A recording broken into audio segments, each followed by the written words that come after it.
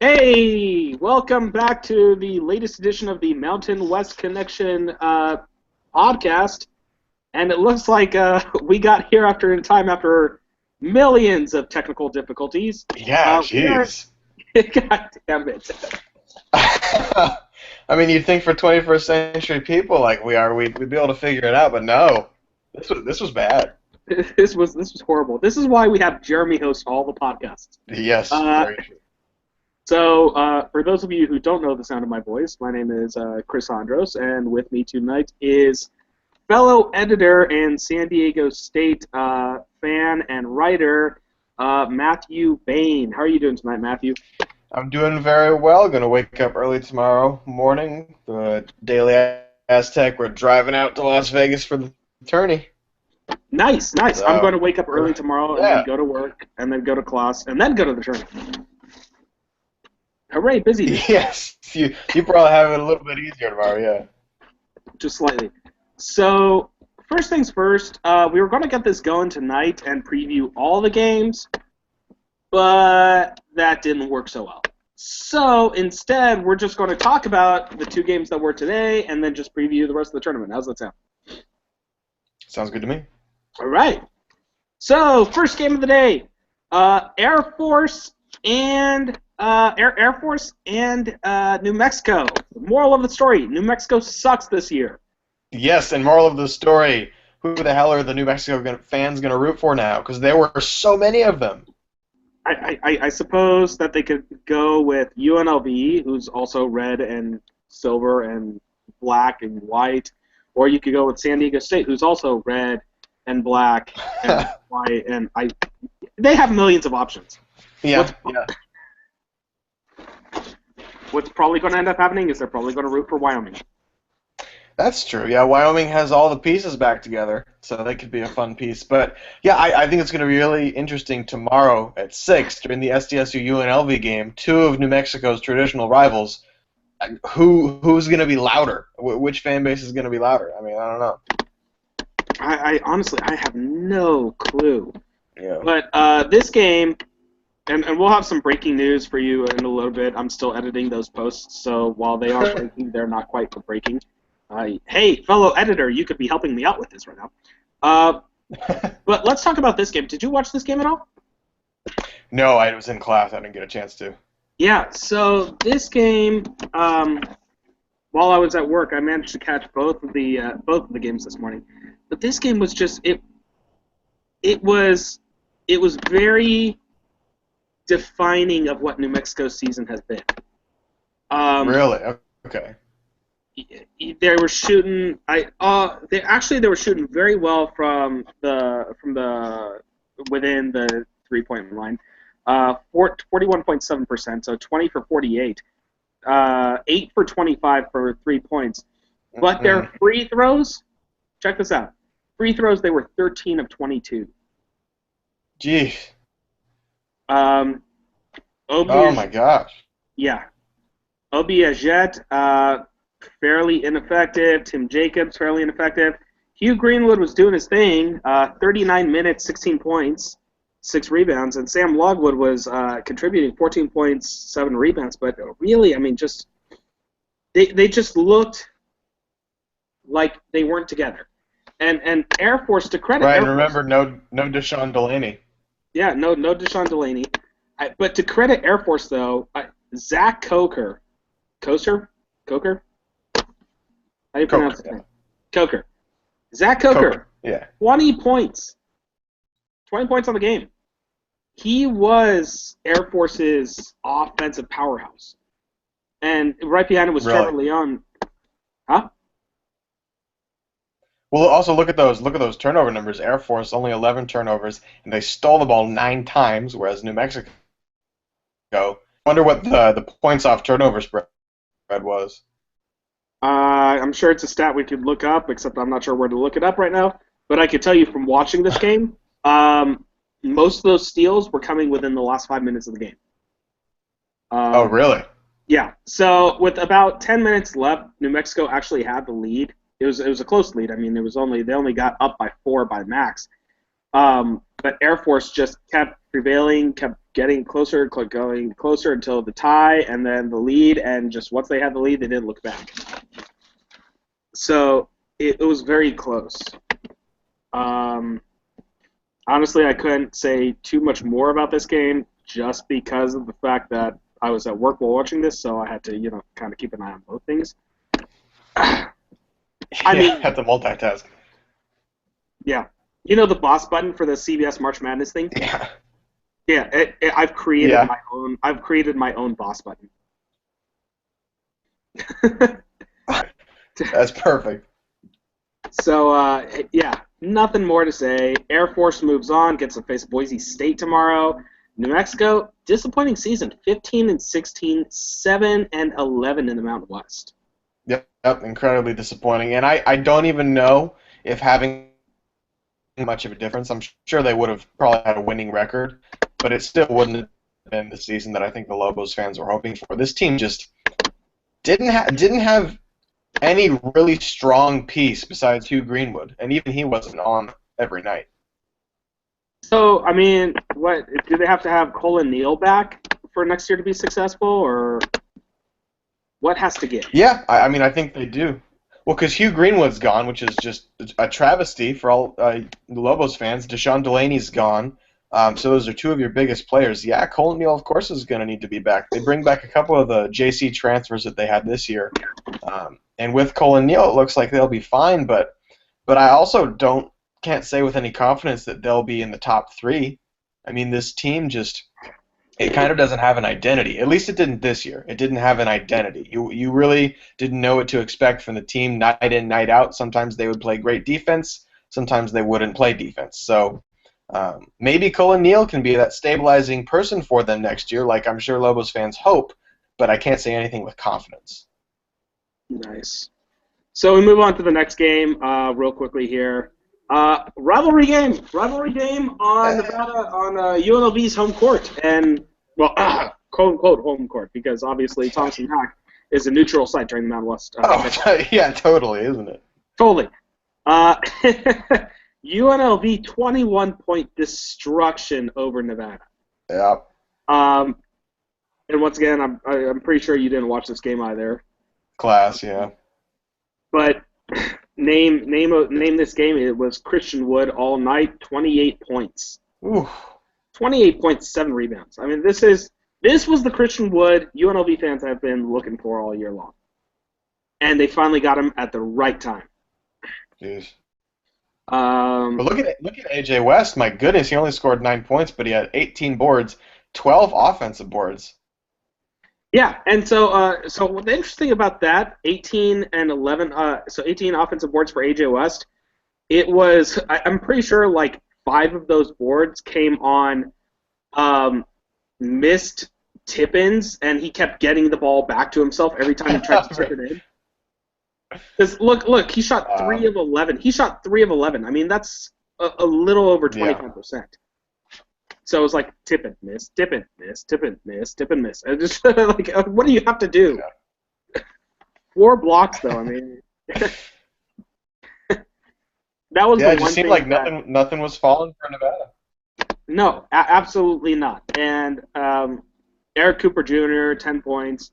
Tyron Criswell, guard, 11 rebounds. When's the last time you heard a guard having 11 rebounds? Maybe Jamal Franklin, but I don't even know if he got up there. Yeah. So I mean, not a lot. But the big news, and like I said, I'm editing right now, and I'm not sure if you're in the editorial. After this game, Coach Carter for Nevada is out of a job. No. Yes. Fired or resigning? Fired. Oh, 5 seasons, fired.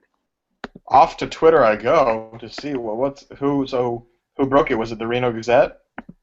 I believe it was. But probably Chris Murray. You know. He would have had to. But you know what? This season for Nevada has been bad. Yeah. And the 2 suspensions right before the Boise State game. it probably raised questions about the state of the program. And remember before, and I'm not sure how much you knew about Nevada basketball before they joined the Mountain West. Not much. Okay, they were a very formidable, team. They were for the good early part of the 2000s. The Wolfpack basketball was a force to be reckoned with in the WAC. You had you had Nick Vasikas, Luke Babbitt, JaVale McGee. I mean, these guys were tearing up, the early 2000s, or sorry, late 2000s.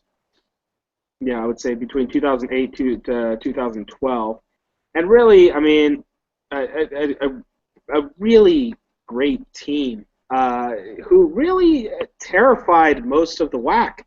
But as soon as they've started the Mountain West, I mean, they really haven't done much. Nothing at all. So, David Carter out. What does this say for Nevada? What does this say for the basketball program going next year? It says it's in shambles. I mean, unless they can get a really, really good hire. But if you're a coach looking for a team to go to, I'm not sure if you're really looking towards Reno with fond eyes, considering how poor the team has been the last few years. So I would think if you're a Reno fan and you're looking at this, I think you lose hope in your basketball program. I mean, it's in total shambles. They're throwing out the coach.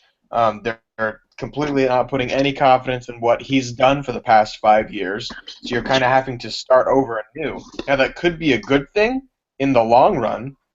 I mean, that's what Fisher did with San Diego State. But in the first few years, Fisher was you would have called Fisher a terrible coach because the team was awful. But it's turned out well. So this could turn out well for Nevada. But I mean, right now it's just in shambles. Yeah, exactly. And honestly, the only people who would go to Nevada right now, it is a Mountain West job. It is probably a desirable Mountain West job, even though the pay isn't that good. If I was Nevada, I would be looking at some of the big West coaches. West Coast style offenses, teams that they're familiar with, coaching styles that they're familiar with. I'd be looking to hire there. So now we go into. They could also look at. What? Well, I was just going to say they could also look at Coach Justin Hudson, the San Diego State guy, who's pretty much in charge of that defense. Yeah, absolutely. There have been suitors for him in the past, and so I feel like Nevada would go after him. Yeah. Would he go for possibly a lower payment than what he's making right now? If it's a head coaching gig, I mean, a head coaching gig is a head coaching gig. I don't know. Sure. So let's start with the real fun. Real fun starts tomorrow. First game, Boise State Air Force. This might get ugly, my friend. This might be an ugly game.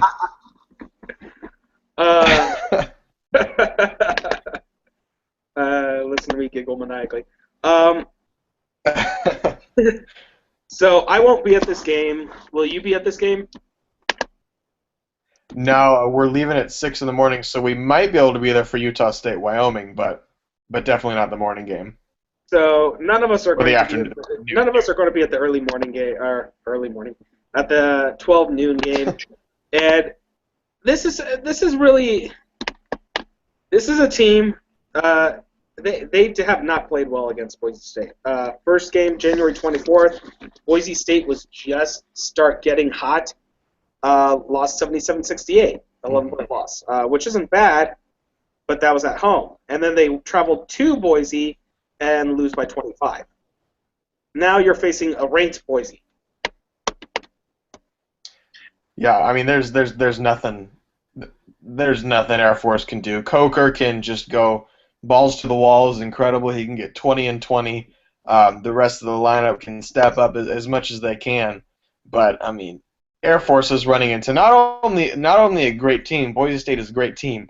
They are so hot. They have all the momentum in the world. If there was like 100% of momentum in the Mountain West, Boise State would have about 90 of it. This is going to be a steamrolling. So I feel bad for Academy fans in attendance, but I mean, you're going to love it. Yeah. Let me ask you this, because you're a San Diego State fan, so obviously you're horribly biased for the Aztecs, and obviously think they're better.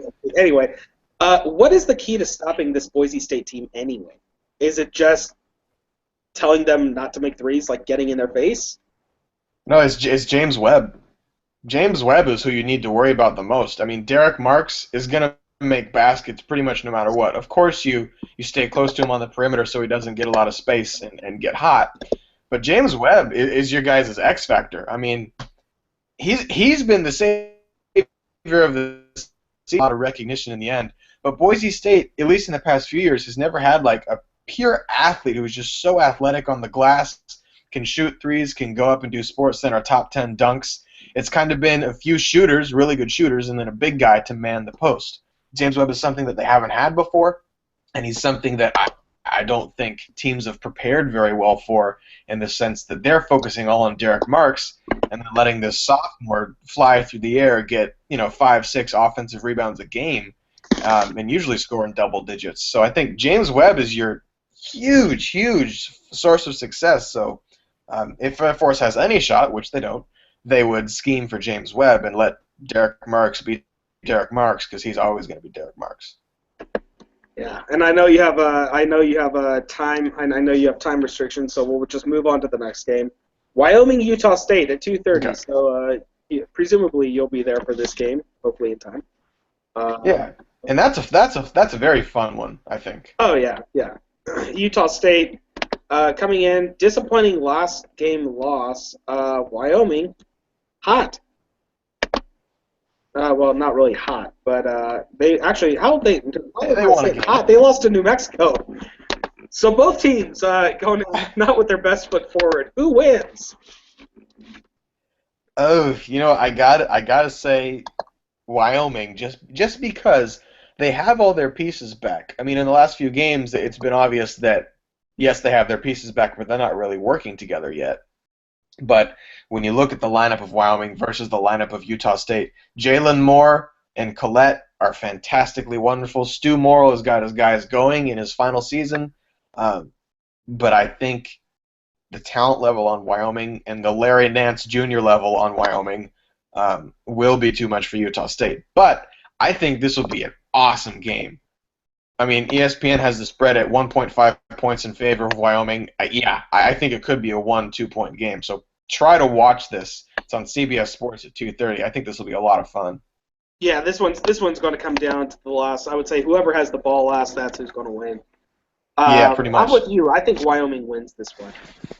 So next game, San Diego State and the winner of Game 2. I mean UNLV. UNLV has home court advantage. You will definitely be at this game. Yes. I will be at this game right after class. Nice. Does UNLV upset San Diego State? Does it make your trip all for naught? I don't think so, and I'm sure that's partially me being a San Diego State person, but it's also just looking at it from a pure X's and O's basketball perspective. UNLV had its chance to beat San Diego State in the regular season. Their game plan was perfect. San Diego was having an average game, not one of their better games, but they were able to pull it out in the end. I don't think San Diego State will play the way they did last time they were at the Thomas and Mack tomorrow night, and I don't know if UNLV can have a perfect night like it did that night. Patrick McCaw is back, but he's not completely fully back from that concussion-like symptoms. UNLV is looking good. Christian Wood looks fantastic, but Christian Wood doesn't look like the same Christian Wood when he goes against J.J. O'Brien. So I think that San Diego State will have the edge tomorrow. I don't think it'll be as close as the last game of the year when it was 60-58. I still think it'll be good because you'll have New Mexico fans probably rooting against the Aztecs, and then the UNLV neutral court, rooting for the Rebels. So I think it'll be a fun one, but I think the Aztecs will pull it out. What about you? No Viejas East in this game, at least not until the championship game. So I think the moral of the story is stop Christian Wood. San Diego State should cruise to about 8 to 10 points. So that's initially my thought. The only way that UNLV does win this game is if Christian Wood does get hot. And really, that's their only key to the game. Macau last time left the floor early due to injury. He hasn't really been the same since. So yeah, he has to be able to do something, but it's got to be all Christian Wood. Final Wait, game. so you were just one quick thing. I think when you were saying it's no Viejas until the championship game, just looking like according to seeding, it would be Boise State versus San Diego State. I think your Broncos would get everybody else who aren't SDSU fans. So I feel like it would be a Boise State arena if they play on Saturday night. Well, I guess we're gonna have to see, huh? Yeah, I guess. I'm not as convinced as you are because I've been to a Boise State UNLV game at the Thomas and Mack. There was not much of a home advantage. um, Colorado State, Fresno State, final game of the evening. Is there an upset that happens here? Does Marvell Harris and Cesar Guerrero do they get hot all of a sudden and force Colorado State their hand, or is this just going to be a 1, 2, 3, 4 matchup in the semifinals? Fresno State had a very good season that you have to give them credit for. Conference game. They were games that they really hypothetically they technically upset someone. It was at home, and then they beat the teams they were supposed to, the teams below them. Whenever they traveled to a difficult place to play, like like a Colorado State, like a San Diego State, or like a Boise State, they got beat pretty handily. So I think that Colorado State is too much for Fresno State to handle. So Colorado State. That I didn't hear the rest of that, but I assume you said Colorado State rolling. Hello? Oh.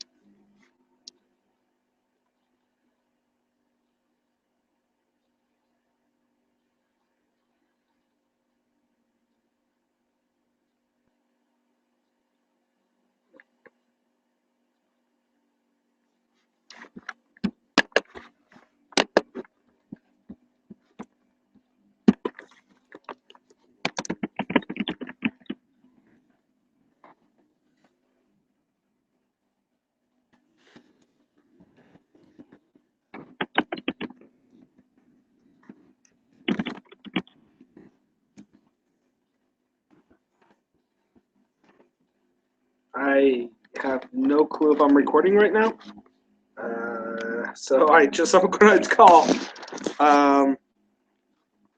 So this is the most embarrassing thing ever. Normally it's not me who has the signal issues, and it continues not to be me with the signal issues. So Colorado State should cruise to easy win over Fresno State. I'm going to go 80-60 in this one. I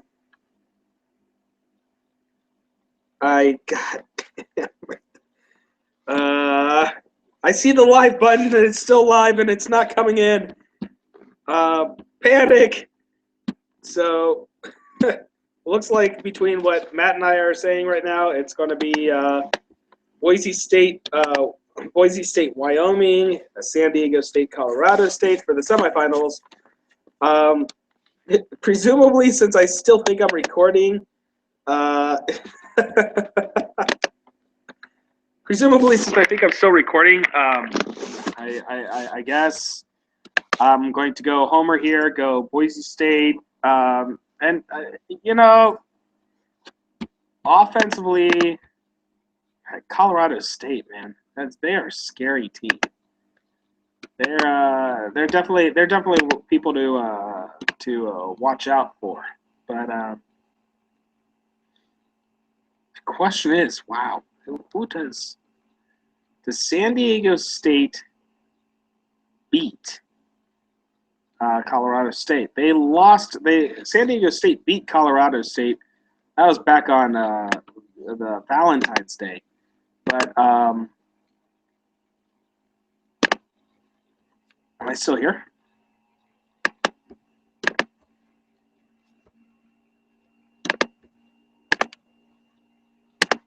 Am I still